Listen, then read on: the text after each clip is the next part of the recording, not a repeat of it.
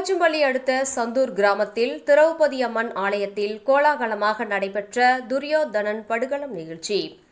கிருஷ்ணகிரி மாவட்டம் போச்சம்பள்ளி அடுத்த சந்தூர் கிராமத்தில் ஸ்ரீ திரௌபதி அம்மன் கோவிலில் மகாபாரத திருவிழா கடந்த மாதம் 25ஆம் தேதி முதல் தொடர்ந்து நடைபெற்று வருகிறது.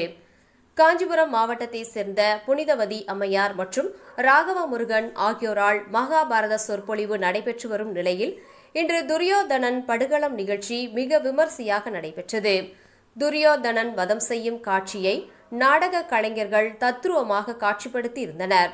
காண வந்த பக்தர்களின் திஷ்டி விலக துடப்பத்தால் அடிக்கும் நிகழ்வு நடைபெற்றது.